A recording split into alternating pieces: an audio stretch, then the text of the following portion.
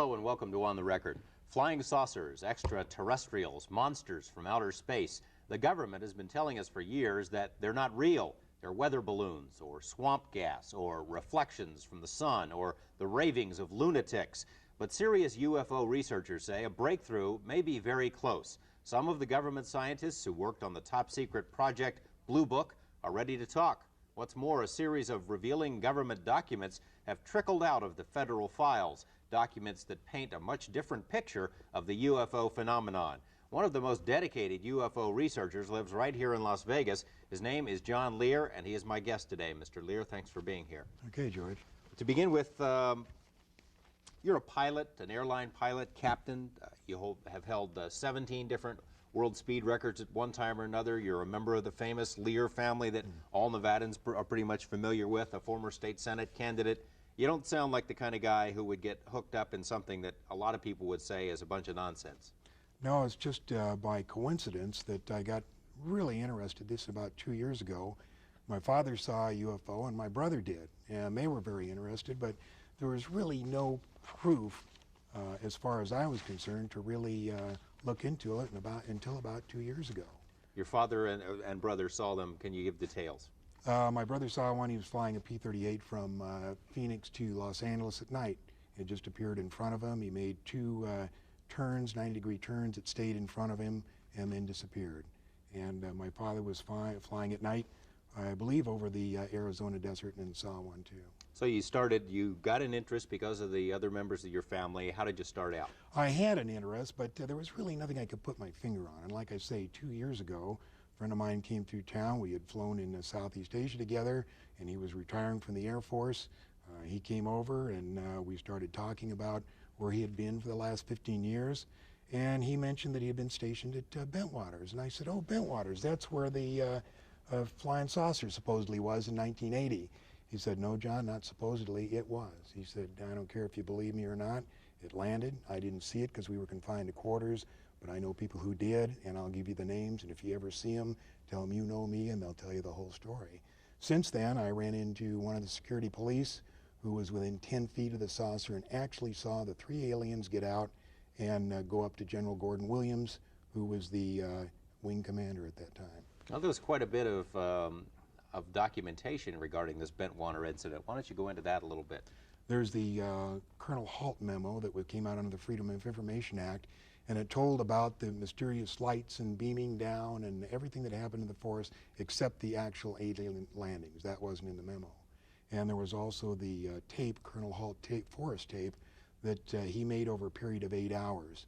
And there's a 20-minute segment that we've been able to get a hold of that you can hear him running through the forest and being worried, saying the thing's after us.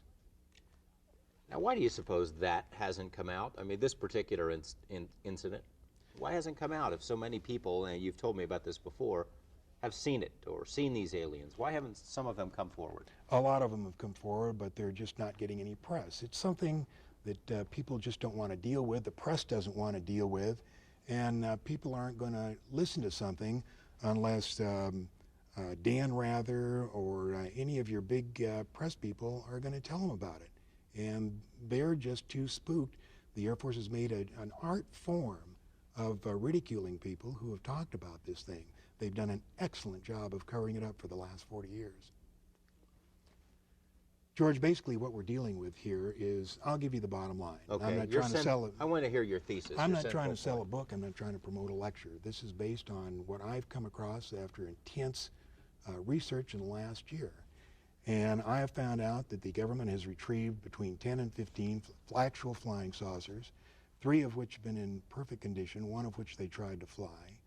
They have between 30 and 50 alien bodies in cryogenic storage. We even have the name of the person whose job it is to show these bodies to the heads of state and the people who are authorized to see them. They represent at least 5 different civilizations. I can't imagine a Dan Rather or a Tom Brokaw, if that were to come to their attention, a story of that magnitude, that they wouldn't do something with it. Well, I can't answer that question. I don't know why they don't do it. There certainly is enough evidence based on what I've looked at. For instance, the Linda Moulton Howe documentary in Denver for the CBS affiliate there called A Strange Harvest. Since 1975 to 1980, when she made the documentary, there's at least 9,000 cattle mutilations. Now, the government said that the mutilations were normal. Your desert predator did these, but they weren't. The mutilations, I think we have a picture of these somewhere. Maybe we can see that as you're talking. I think that's the next picture. There we are. This is the mutilation. New Mexico State Police did the research on, or the investigation on it, and they cut out certain parts with and the cut was made with a laser beam far sharper than anything we have. As a matter of fact, they were able to determine that they cut between the cells and didn't cut the cells themselves. We presently don't have this kind of technology. Well, if we don't know that we have this kind of technology, or you and I don't know that we don't, but that doesn't prove necessarily that it's ET. No, except that there's usually a visual sighting of a flying saucer or a strange light at each one of these sightings. Okay, you mentioned the saucers and the bodies. Now, what kind of proof do you have that is true? How do you know that? Well, let me take a look. Let me read to you first what the Air Force says about the bodies. First of all, I'm going to read from the Introductory Space Science, Volume 2, Department of Physics, United States Air Force. This is Chapter 13, Unidentified Flying Objects. Now, this is what the Air Force has the students at the Air Force Academy read. And it says, the most commonly described alien is about 3.5 feet tall, has a round head, arms reaching to or below his knees, and is wearing a silvery spacesuit or coveralls. Other aliens appear to be essentially the same as Earthmen, while still others have particularly wide wrap-around eyes and mouths with very thin lips. And there is a rare group reported to be about 4 feet tall, weight of around 35 pounds, and covered with thick hair for clothing. Members of this last group are described as being extremely strong. Now, I'm not making this up. This is an Air Force. You can pick out an Air Force physics book and read this stuff.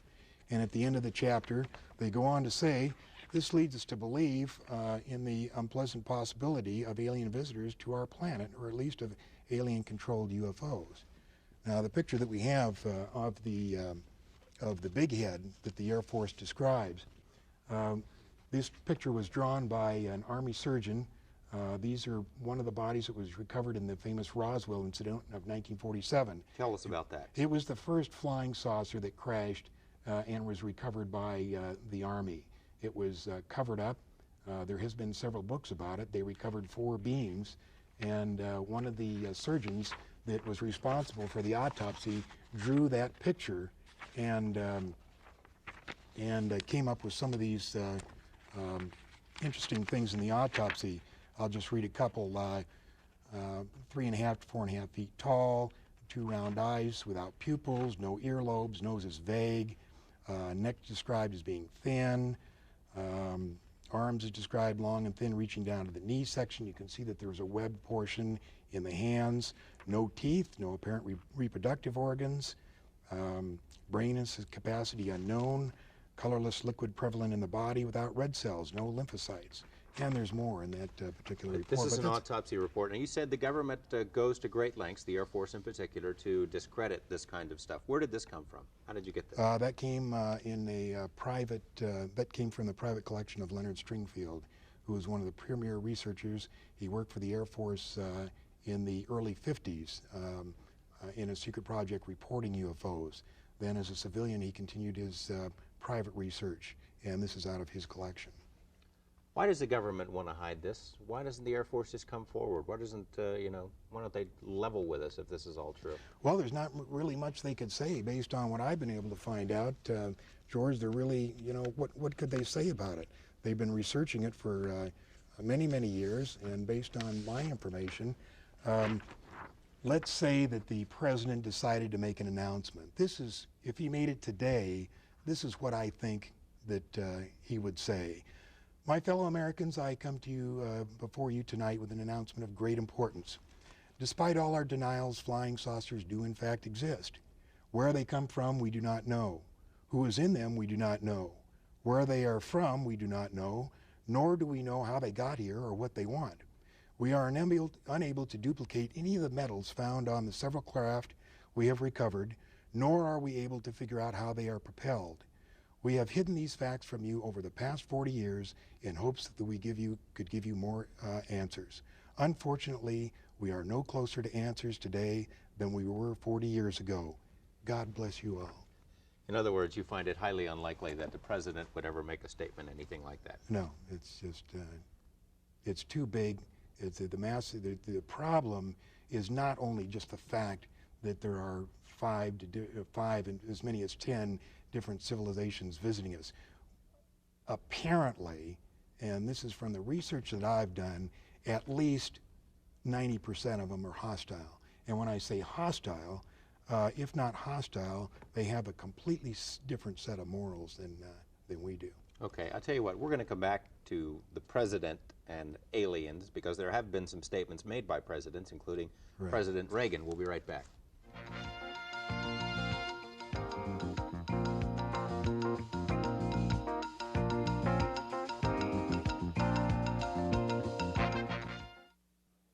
Welcome back. UFOs, are they real? We're talking with John Lear on the subject. Mr. Lear mentioned a couple of minutes ago about what the president might say about UFOs. Do you believe that various presidents have been informed about what you believe to be the truth on UFOs? Each president has been informed up to and including President Reagan. I'm not sure to the extent they are informed. Privately, I don't believe they are giving the full briefing. The people that control this information is a organization that we know of as MJ-12, and they're a top group of military and scientists. And I do know that when the president becomes president, it takes at least 3 or 4 months before he actually gets the clearance to know everything there is. Now, that doesn't mean they tell him, but it does take 3 or 4 months to get. Now, talking to the president, let's talk about what the president has actually said. Has he mentioned anything about aliens? President Reagan? President Reagan, on December 4th, 1985, this is a copy of the speech from the White House, just before he went over to Iceland. He says, I couldn't but, one point in our discussions privately with Secretary General Gorbachev, when you stop to think that we're all God's children, wherever we may live in this world, I couldn't help but say to him, just think how easy his task and mine might be in these meetings that we held if suddenly there was a threat to this world from some other species, from another planet outside in the universe. We'd forget all our local differences that we have between our countries, and we would find out once and for all that we really are all human beings here on this earth together. Now, he couldn't be just making a supposition for purpose of making a point? You're saying he's trying to tell us something? Well, here, 1 week ago at the 42nd General Assembly in front of the UN, September 21st, he says, in our obsession with the antagonism of the moment, we often forget how much unites all the members of humanity. Perhaps we need some outside, universal threat to make us recognize this common bond. I occasionally think how quickly our differences worldwide would vanish if we were facing an alien threat from outside this world. And yet I ask you, is not an alien force not already among us? Now, this is right out of a White House speech. I'm not making this up. What did he mean by this alien force? I mean, does it say? Does he go on to say something? Yeah, he says, what could be more alien to the universal aspirations of our people than war and the threat of war? I see. But the point is, why would he even bring up aliens? I mean, it's pretty far out for the President of the United States to be mentioned threats from outer space. Okay, what about President Carter?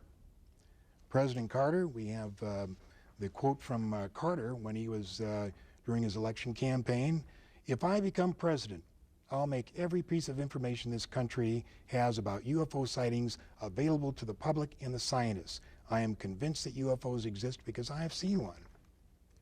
Jimmy Carter says he saw one. That's Jimmy Carter. He saw one in 1973. But he didn't tell us, did he? He doesn't. The pressure is enormous on these people to cover this stuff up. How can that be? Are they afraid of a panic, that people would panic?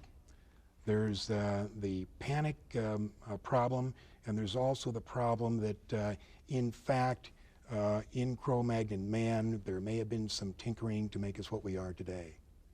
And that's been borne out by several researchers. We couldn't have developed exactly the missing link.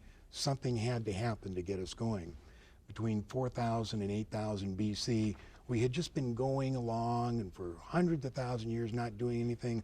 all of a sudden, bang, we started making pottery, invented the wheel, invented fire, and everything took off. What was the key that did that? I don't know, but it causes one to think. You mentioned a couple of minutes ago before the break that you think 90% of these visitors are hostile. What makes you think that? Well, doesn't fit with what we think of as ET, you know? If you read several of these books that are on the newsstands, one is called Intruders, one is called Communion. They apparently come down, and when I say apparently, this is taken from 300 hypnosis cases. A friend of mine has done 140 of them. And the people are abducted, they're taken up into a saucer, usually lasts about an hour. They do all kinds of experiments. They give them shots, they poke them, they cut them, they do all kinds of things, then wipe out their memory and send them back. Only after several months of some psychological problems do they end up going to a psychiatrist. And the psychiatrist, on trying to find out what the problem is, in the use of hypnosis, finds out that this person has been abducted. What's the reason for that? What are they trying to learn? There's three things that they're trying to do with these abductions. The first thing is they're trying to monitor us. It started in the early 40s, and they'd put a little unit, very small BB-type object, way up in the backside of the brain, and they'd leave it there for about 18 years. They'd pick them up and put it in about 4 years old. About 12 years old, they would pick them up and monitor it. Then about 18, they'd take it out. The second thing they did is they put a post-hypnotic suggestion. According to many of the people that have been hypnotized, and we found out what they've told them, apparently within the next 2 to 5 years, there is going to be a big event. Something enormous is going to happen. And these people who have been abducted, and there's probably over 100,000 of them, have been given some place to go and something to do. But under our best hypnotic techniques, we cannot find out what it is. So how do we know that that's true? Because they said they're going to do something. They know that they're going to do something, but under the hypnosis, they can't find out exactly what it is. And the third thing that they do is genetic experiments. They've been crossbreeding. There's a very good book out now called Intruders, written by Bud Hopkins, and it's about a crossbreeding experiment with a girl in Indianapolis. And they actually, the big head, what we call the big head in research, the little 3.5 foot tall with a big head, they crossbreed that with this girl in Indianapolis, and there were 7 children. And just last fall, before the book was published, they brought the oldest and the youngest to show to her, and they let her name all 7. Now, this book has been thoroughly researched by Bud Hopkins, and although it sounds strange, believe me when I tell you, you may not find out in a month, a year, 5 years, or 10 years, but you'll look back at what I'm telling you now, and you'll say to yourself, my gosh, the son of a gun was right. Well, where's this girl now? She's just living on a farm? She lives in Indianapolis. She lives in town. Or just outside of town. She just got married. Bud went to her wedding. We all know who she is. She gets along, just fine. It doesn't mean, just because she was abducted and gave him children doesn't mean it was the end of the world. It was just a part of her life. Why don't we see a lot of photographic evidence, as many cameras and video gear? Why don't we see a lot of that? There are a lot of it. Before you go on, I know the pictures that we showed in the beginning of this program, you say they're baloney, they're phonies. That's right. The pictures you showed at the beginning were called the Myers incident. It's called the visitors from Pleiades. And any ufologist worth his salt knows, and who has researched that case, knows that he cannot back it up with the negatives and the essential information to prove that something like that happened. So we look at that as suspect. So in other words, you run into your share of phonies as well in your research? Absolutely. There's not that many, but there are a few out there. There's so many people that have real stories to tell that we're just so busy with those. For instance, let's take the November 17th Japan Airlines incident. I'll tell you what, we're going to take another break, and we'll do that when we come back. Stay with us.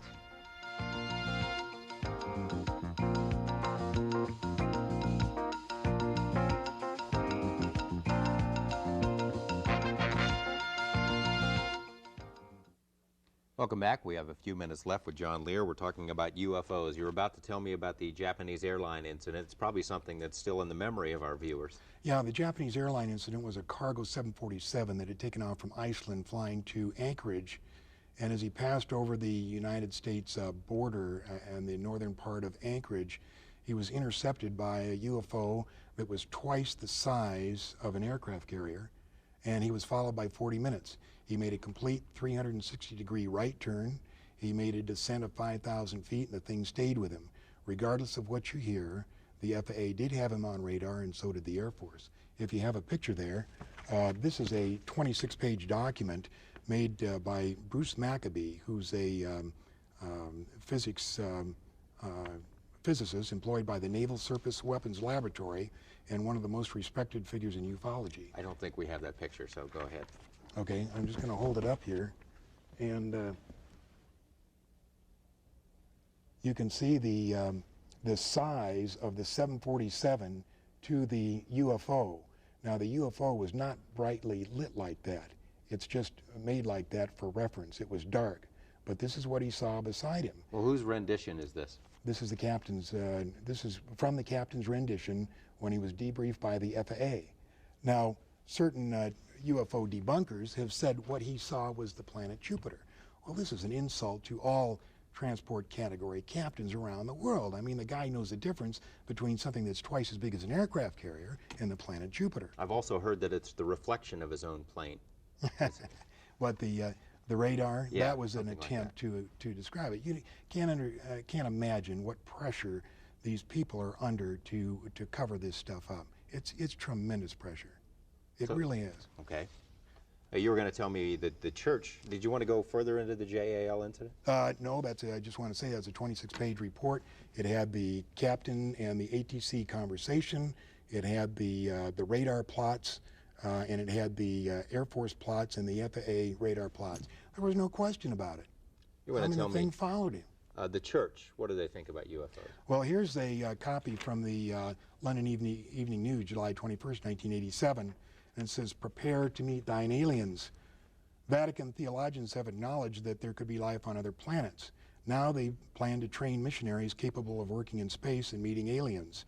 Jesuit scientists at the Vatican Observatory in Frascati near Rome have reported moving lights and other identified phenomena in the sky. Starting in September, the Vatican University will have a special UFO section. You've said before you thought a lot of their intentions were hostile, and you've mentioned before that a lot of the sightings are around military bases. Why don't we see them here, Las Vegas? We got a lot of military bases here. Well, in fact, there have been a lot of reports of UFOs in and around Las Vegas, not specifically over the Air Force bases. We have the test site, and of course we don't know what's going on there, and we have Nellis Air Force Base, but there have not really been a lot of sightings over there. The main Air Force sightings were in 1975, and the UFOs descended on every Strategic Air Command base guarding the perimeter of the northern United States. And they hovered over the nuclear weapons storage area, and they stayed there with impunity for up to 2 and 3 hours over a period of 3 days. And nobody heard about it? Well, there was a few reports, but you really don't. I have a report 150 pages long of the F-106s that were sent out to chase them, and the helicopters, and notifying the Canadian authorities, and the security patrolmen that were sent down to actually see what was going on, and they'd come up on these things, and they'd say, "I'm not going any further." You think maybe it's a top secret area, if the Air Force actually does have them, maybe they got him here? I'm certain they do. Up at the test site, there's a report that of the 3 that they got in perfectly good condition, at least 1 is up at the test site and has flown, and 1 was being flown as of 1981. By us? By us, yeah.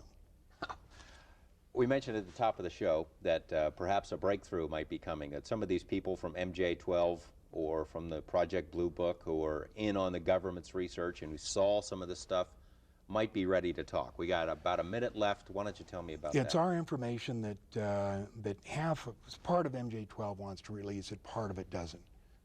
We're hoping that we can do this, but of course, as researchers, we're not aware of all the ramifications. We just know of what we're looking at. So we would like to see them release it, but we really don't know if they are. Okay, John Lear, it's been very interesting. You keep us posted. Sure will. Thank you. We'll see you next week with more of On the Record.